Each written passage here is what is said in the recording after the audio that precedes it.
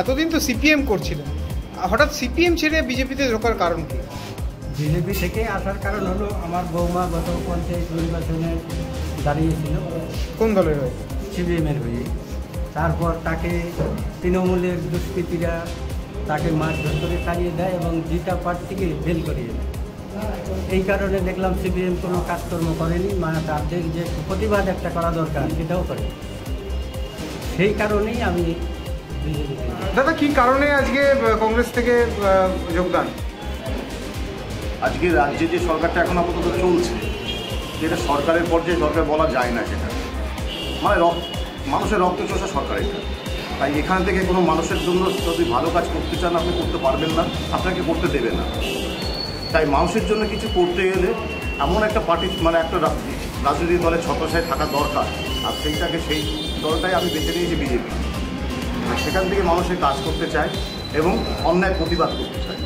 এতদিন তো কংগ্রেসে ছিলেন, কংগ্রেসে তো রীতিমতো এই কিছুদিন আগে রদবদল হলো প্রদেশ কংগ্রেসে, সেইখান থেকে আপনারা কংগ্রেস কর্মী হয়েও কেন কংগ্রেসের উপর ভরসা রাখতে পারলেন?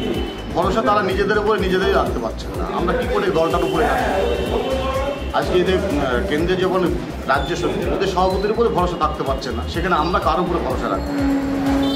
মানুষ তো আমাদের উপরে ভরসা করে, আমরা কর্মী, আমাদের উপরে ভরসা করে। তাই মানুষের কাজ করতে গেলে আমাদের কর্মীদের সিদ্ধান্ত আমাদের নিতেই হবে, এবং সেই জায়গায় মানুষের কাজ করতে গেলে এমন এক জায়গায় থাকতে হবে যেখান থেকে আমরা যেন মানুষের কাজ করতে পারি, আর সেটাই একমাত্র বিজেপি।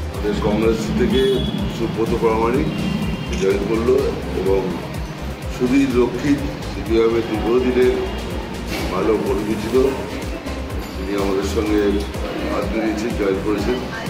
এবং বিশ্বজিৎ সরকার তিনি কংগ্রেস থেকে জয়েন করেছেন। অর্থাৎ এদের যে প্রত্যাশা, যে বর্তমানে যে অবস্থা চলছে শাসক দল সিপিএমের পক্ষ থেকে, তারা মানুষকে ঠিকমতো পরিষেবা দিতে পারছে না, আর চোর দুর্নীতি দুর্নীতিতে ভরে গিয়েছে সরকারটা। তাই খুব স্বাভাবিক কারণে মানুষকে পরিষেবা দেওয়ার ক্ষেত্রে তারা ভারতীয় জনতা পার্টির সঙ্গে হাত মিলিয়ে আমাদের সঙ্গে যৌথভাবে যাতে সঠিকভাবে মানুষকে পরিষেবা দেওয়া যায় সেই উদ্দেশ্য নিয়েই ভারতীয় জনতা পার্টির সঙ্গে যুক্ত হয়েছে। দাদা, এনারা কি কোনো পদাধিকার বলে ছিলেন? হ্যাঁ, এ তো ছিলেন, তো সুব্রত প্রামাণিক ছিল এবং আমাদের সুদীপদা আমাদের অনেক সিনিয়র সিপিএমের কর্মী ছিলেন, একটা সময় কমিশনের সদস্য ছিলেন। এই যোগদানের পর কতটা শক্তিশালী হলো দল বলে মনে করছেন? হ্যাঁ, অবশ্যই। এখানে তো ওখানে বেলঘরিয়া অঞ্চল এবং নবলা এই জায়গা থেকে যারা এসেছে তাদের আমাদের দলে আসার জন্যে নিশ্চিতভাবে আমাদের দলের বৃদ্ধি হবে এবং আমরা আগামী দিনে এদেরকে সঙ্গে নিয়ে আমাদের যে লক্ষ্য, অর্থাৎ ভারতীয় জনতা পার্টির যে লক্ষ্য, আগামী 26 সালে এই রাজ্যে ডবল ইঞ্জিনের সরকারও প্রতিষ্ঠিত করতে পারবো, এটা নিশ্চিত। ভারত মাতা কি জয়, ভারত মাতা কি জয়। বিজেপি বিজেপি বিজেপি জিন্দাবাদ, জিন্দাবাদ জিন্দাবাদ। বিজেপি বিজেপি বিজেপি জিন্দাবাদ, জিন্দাবাদ জিন্দাবাদ। বিজেপি বিজেপি বিজেপি জিন্দাবাদ, জিন্দাবাদ।